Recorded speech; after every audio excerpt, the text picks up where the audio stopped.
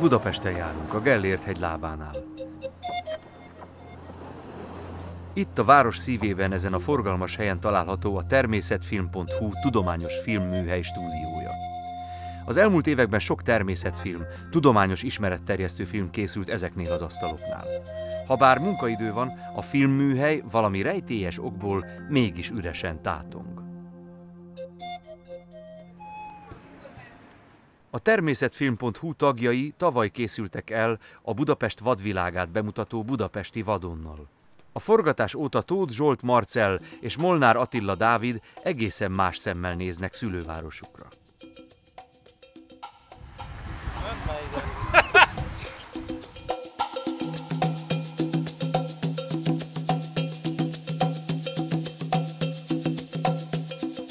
A rövid kávészünet után folytatódik a munka. A számítógépben lassan, de biztosan összeáll a tudományos filmműhely legújabb ismeretterjesztő filmsorozata, a Liliputi Mimikri. A film a tengerek mélyére kalauzolja el a nézőt.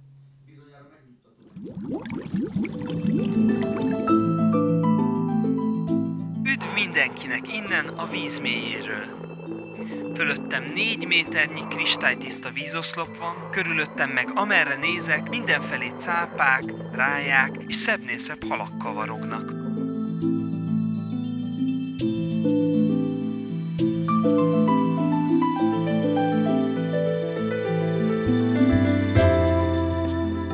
Elég ismerős a helyzet, hiszen olyan szerencsés vagyok, hogy a világon sok helyen búvárkodtam már. De ez a mai merülés különleges. Különleges azért, mert lemondtam a súlytalanság élményéről, pedig a búvárkodásban... Az alkotók egy olyan filmet álmodtak meg, ami a szokványos természetfilmes megoldások helyett újszerű ötletekkel fogja meg a közönséget. Erre nagy szükség is volt, hiszen a Liliputi Mimikrivel a filmesek egy olyan közönséget céloztak meg, aminél kritikusabbat elképzelni is alig lehet, mégpedig a gyerekeket. Halló, tengeralattjárók, hallottok engem? Halló!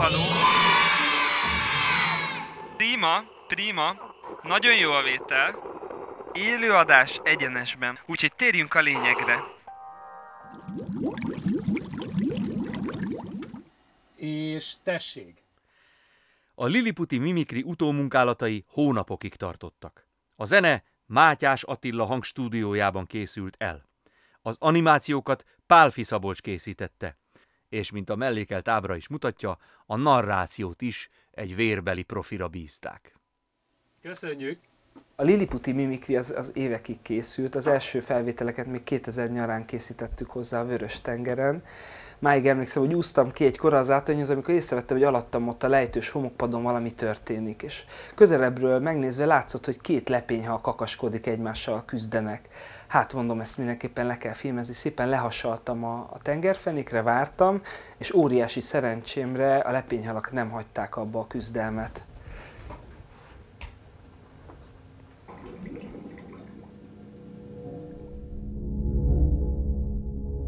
A lepényhalak élete stabil oldalfekvésben telik. Egyedfejlődésük egy varázslatos időszakában, ugyanis a jobb szemük a bal oldalra vándorol át. És ezzel egy időben a hal egyszer s mindenkorra elnyúlik a jobb oldalán. Első ránézésre nincs laposabb és egyoldalúbb egy lepényhal mindennapjainál. De ez csak a látszat.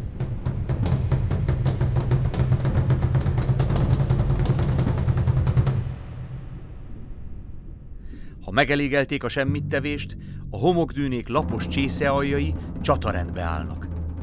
Felmeresztett mellúszóik véres kardként jelzik, ez nem gyakorlat. Figyelem, ez nem gyakorlat.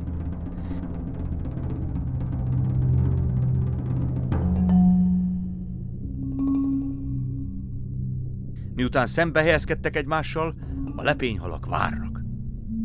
Várnak. És várnak. De mire?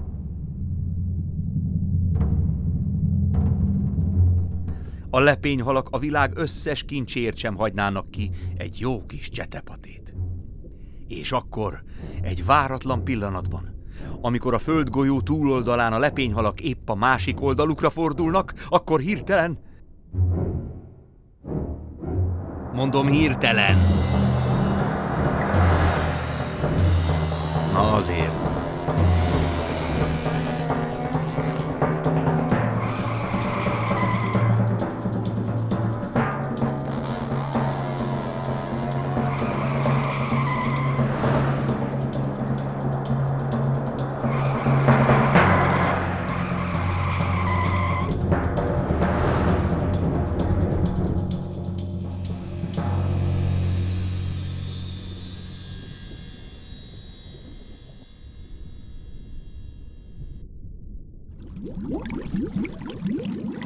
Attilával már nagyon régóta gondolkodtunk, évekkel ezelőtt kitaláltuk, hogy fogunk olyan filmet csinálni, amikor egy műsorvezető egy nagy búvársisakban a víz alatt fog ismerettet terjeszteni, de ez sose valósult meg igazából, és valójában a Mimikry film hozta meg ezt a lehetőséget, hogy ha már mesterséges körülmények között cápák közé lemerülünk, akkor a műsorvezető legyen ott, és beszéljen ott egy búvársisakba, hiszen ez egy nagyon érdekes szituáció.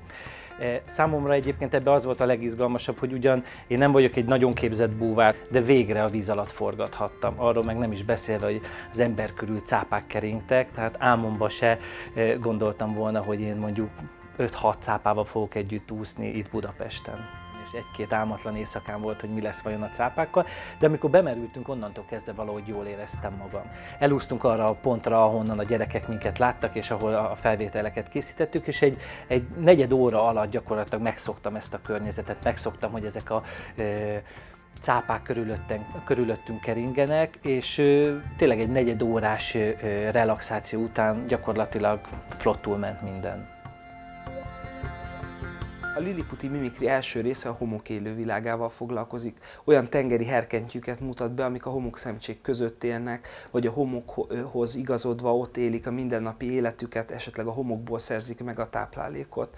A második rész pedig olyan apró tengeri lényeket mutat be, amik a korallok között bújnak meg, szabad szemmel tényleg nehezen észrevehető makrotechnikával filmezhető fajok ezek. Igen, de a gyerekek, akik figyeltek az előadásra, hát nagyon érdeklődtek a fejem körül keringő cápák iránt, és ezekre a kérdésekre válaszolni kellett, még hogyha ezek ki is maradtak az első 2 részből. Én azt szeretném kérdezni, hogy már egy nagyobb cápa, az körülbelül hány centiméter, vagy milyen nagy? A világ legnagyobb cápája az érdes cápa. 14 méter hosszúra is megnőhet. De tőle nem kell félni, mert planktont eszik. A plankton meg ilyen kis pirinyó. Ezektől a cápáktól se nagyon kell félni, ezek a homoki tigris cápák, de a nagyfehér cápától már inkább félnék. Ha az lett volna itt a medencében, bizony nem lett volna itt tévéfelvétel. Hogyan lehet felismerni a hímcápát és a nőstényt? Képzeljétek el, hogy a farok alatti úszó a hímeknél hosszabb. Hogyha megnézitek ezt a leopárdcápát, ő egy nőstény, ezt az úszóját kell nézni. Ő egy nőstény, és itt úsznak még homoki tigris cápák is szép számmal, ezek után már ti is meg tudjátok állapítani róluk, hogy mind 1-től 1-ig lányok.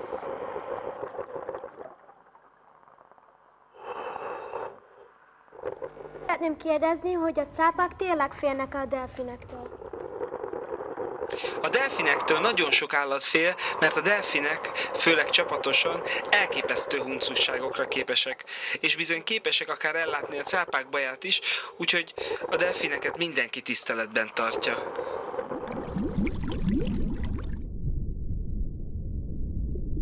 Habár az akváriumban élő cápák már hozzászoktak a búvárokhoz, és egyáltalán nem zavartatják magukat a zajos buborékfelhőktől, a vadcápákkal azért némiképp más a helyzet.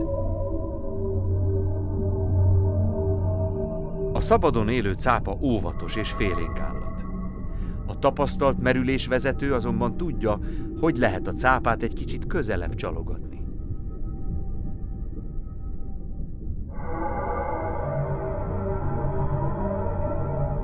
lényeg, hogy legyen a búvár mellény zsebében egy kis pillepalack. A vízzel teli palackba egy kis levegőt kell engedni, aztán 2 tenyér között ide-oda forgatni. A furcsa, vibráló hang másodperceken belül odavonzza a környéken kóborló cápákat.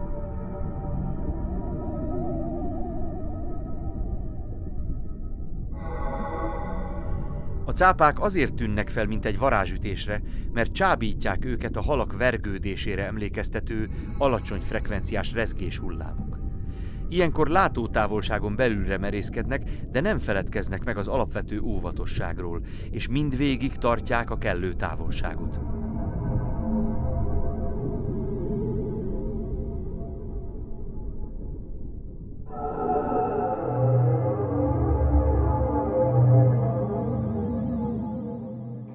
És a cápák miért úsznak nyitott szájjal? Igazándiból bennem felmerül, hogy ez a cápa azért úszik nyitott szája, mert olyan búvárokat keres, akiknek a légzőcsöve felfelé vezet a felszínre, amit könnyen el tud harapni. És már vége is a műsornak. Komolyra fordítva a szót, azért úszik nyitott szájjal egyébként, mert a beleáramló víz oxigénnel mossa át a kopoltyúját, és ez tartja életben a cápát. Ha a cápák nem úsznak, megfulladnak. A búvárturizmus világszerte nagy üzletté vált, és sok ügyfél bizony nem elégszik meg a cápák távoli látványával. Márpedig, ha valaki testközelből szeretné megnézni őket, annak a vízzel teli pillepalacknál némileg drasztikusabb eszközökhöz kell folyamodni.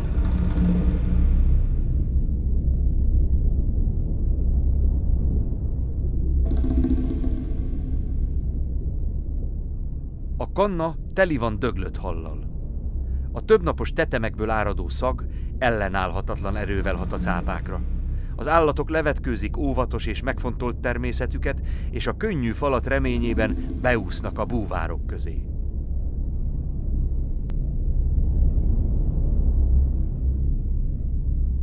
Szürke szirtcápák és fehérfoltos szirtcápák gyülekeznek a csali körül. Utóbbiak általában csak éjszaka aktívak, de ezúttal hajlandóak kicsit változtatni bevált napirendjükön.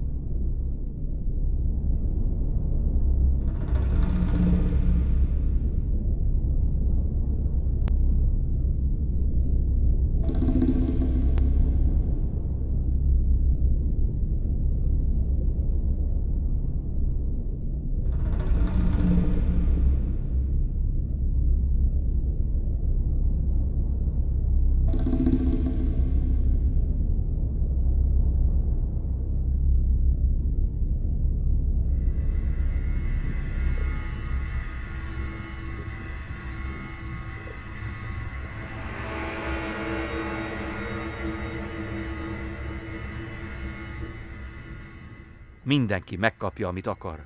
A cápák a húst, a fizető vendégek pedig az izgalmat. Csak az nem örül, aki a cápák természetes viselkedésére lett volna inkább kíváncsi.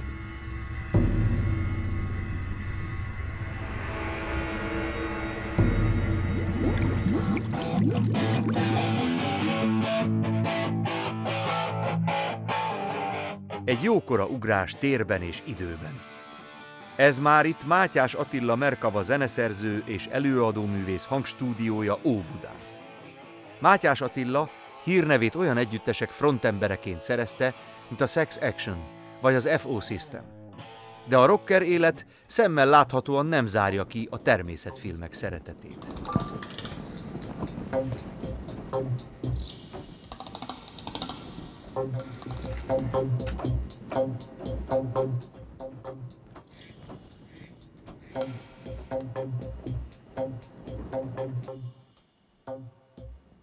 Pont az ellenpólusa annak, amit én csinálok a mindennapi zenélésem során, a színpad, nagy tömeg, hangzavar, iszonyú rockzene, dobok, gitárok dübörgése.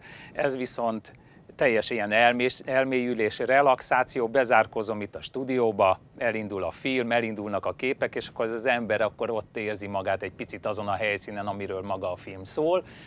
És akkor órák múlva, amikor kibotorkálok véreres szemekkel ugye a stúdióból, akkor már megszületik bennem valami, de pontosan azt így lecsillapítja bennem, és nagyon jót tesz az ember zenélésének egyébként ez, hogy így ilyen relaxálós, ilyen elszállós zenéket is tud csinálni. Egy filmnek a hatását iszonyatosan tudja a zaj, a zene, a zörej erősíteni. Tehát a dramatikát, vagy bármi a vidámságot, azt a hanggal nagyon jól meg lehet támasztani, és nekem hát nem is cél, hanem amikor ez meg nem is munka ez igazából, valahol ez szórakozás és a munka között valahol van ez amikor az ember a filmhez csinál egy zenét, és mindenképpen az kell, hogy amit az operatőr, a rendező, a film készítői kitalálnak a fejükbe, hogy mit sugározzon a film, ugye egy hullámhosszon kell lenni velük, és azt kell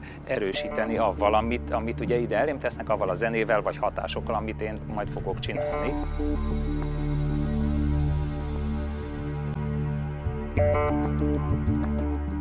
Sikerült azt elérnem, hogy én megcsináltam egy zenei hatást, amit én képzeltem, vagy egy hangulatot, és a fiúk ugye fogták és átvágták át az én zeném alapján, és ez nagyon fontos és nagyon érdekes, hogy nagyon sokszor a zene ritmusa adja meg majdan a vágásoknak a ritmusát. Tehát nekem ilyen szempontból ez egy jó érzés, hogy néha én dolgoztatom meg őket avval, hogy én csinálok valamit.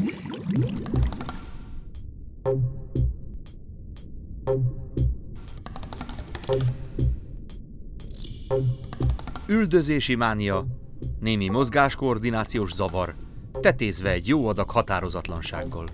Röviden ez a villantógép kórképe. Mintha nem tudná eldönteni, hogy merre induljon. És legfőképpen mikor. De a villantógép nem véletlenül viselkedik úgy, mint akibe áramot vezettek. Furcsa viselkedése a víz alatti homokdűnék felett nagyon is észszerű. Ahol ennyi a ragadozó, ott mindig jól jön a felmereszthető hátúszó, különösen ha álszemfoltok is vannak rajta. Hogy a mű szemek még rémisztőbbek legyenek, a gép egy barna csíkkal igyekszik elrejteni az igaziakat. Ha rájön az éhség, nem kell messzire menjen. A terített asztal ott terül el, közvetlenül az orra előtt.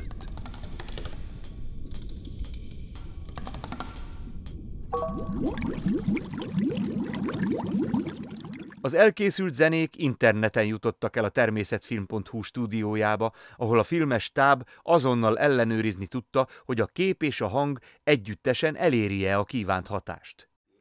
Ma már, ha az ember filmet vág, akkor gyakorlatilag lehet azt mondani, hogy internet nélkül szinte nem lehet elkészíteni egy filmet, hiszen a filmkészítése során zeneszerzőkkel, animátorokkal, szerkesztőkkel dolgozunk együtt, és amikor az ember elkészít mondjuk itt a stúdióban a filmnek egy újabb elővágott verzióját, akkor elküldi interneten, elküldi egy szerverre az anyagot, a zeneszerző azt az ő stúdiójába leszedi, és készíti rá a zenét, vagy pontosabban elkezdi finomítani hozzá a zenét. Tehát gyakorlatilag az internet átszövi ma már a filmkészítés minden folyamatát.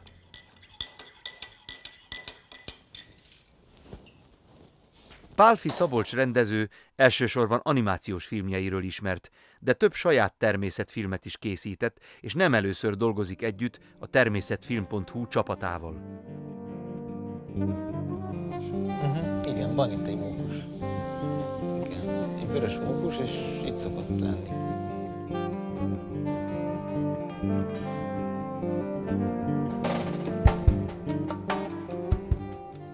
Ez egy nyugis hely.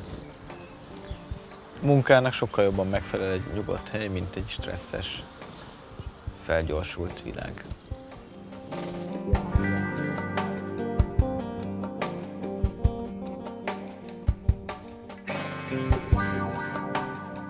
Az animáció nagyon aprólékos munka. A rajzoló képkockáról képkockára halad, és egy pár másodperces animáción akár napokat is eldolgozik. De az eredmény önmagáért beszél. A liliputi mimikri legemlékezetesebb jeleneteiben mindig animációk hangsúlyozzák ki a mondanivalót. A csőlakó angolna nagyon félénk állat. Mielőtt előbújna rejtekéből, szeret meggyőződni róla, hogy nem fenyegeti semmi veszély. Igen ám, de arról, hogy fenyegeti-e őt valami veszély, csak úgy lehet meggyőződni, ha előbújik. Szerencsére minden kolóniában van egy-két bátrabb egyed, aki lesz, ami lesz, kimerészkedik rejtekéből. Őket követik a többiek. Akik jól lehet félénkebbek, messze felülmúlják a bátrakat, már ami a számukat illeti.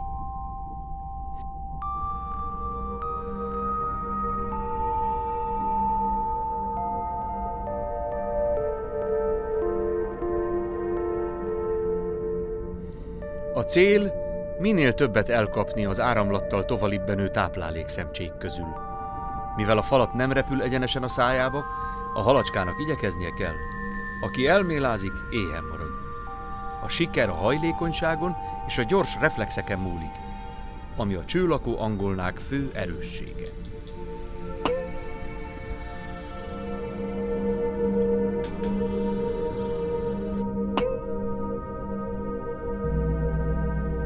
Hogy mire ez a nagy hajbókolás? Egy kis filmes trükk, és már is látható, hogy a tenger futószalagon szállítja a jobbnál jobb falatokat.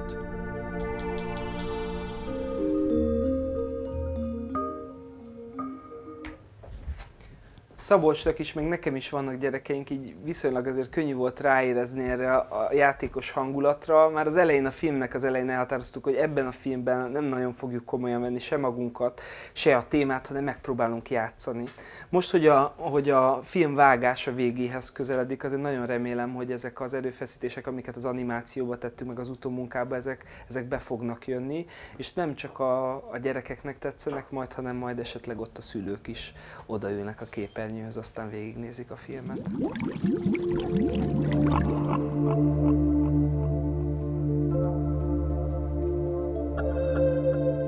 És a korallok azok hogy képződnek? Egy korallzátony egy bonyolult építmény, amit sok millió korallpolip együttesen hoz létre. Az építőmunkások tehát az apró korallpolipok, amelyek ha éjszaka van, akkor kinyitják a tapogatóikat, igyekeznek minél több kis planktonikus szervezetre elkapdosni a vízből.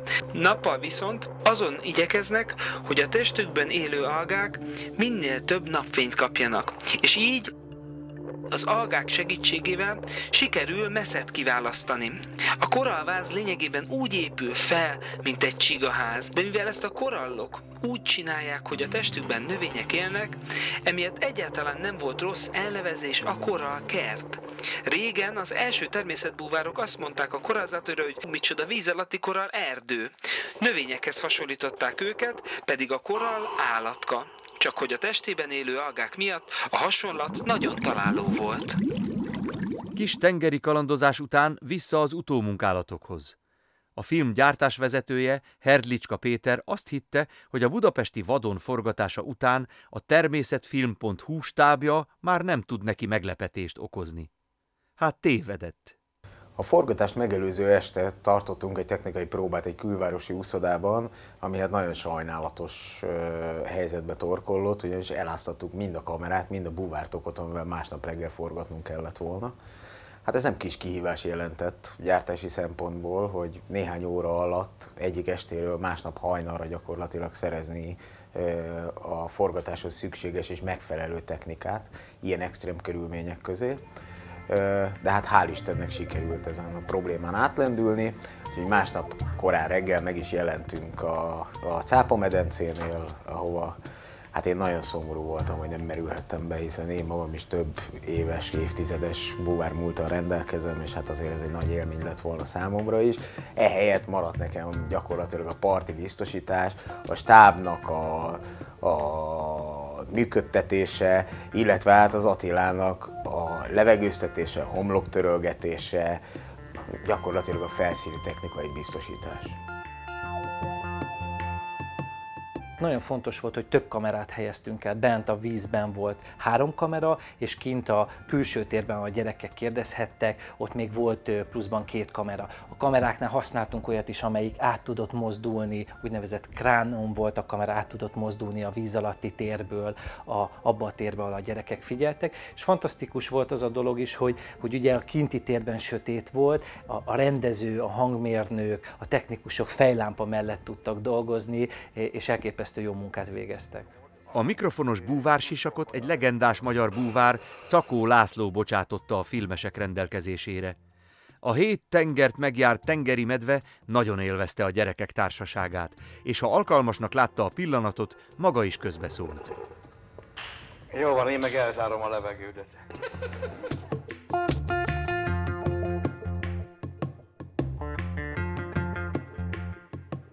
A gyerekek szerencsére nem haboztak, és a hidrofonon keresztül folyamatosan zajlott a kérdez-felelek.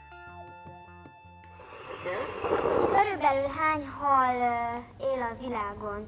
Vagy hogy hány fajta hal él? Nagy különbség, hogy hány hal, vagy hányféle hal. Utóbbi kérdés a fajok sokféleségére vonatkozik.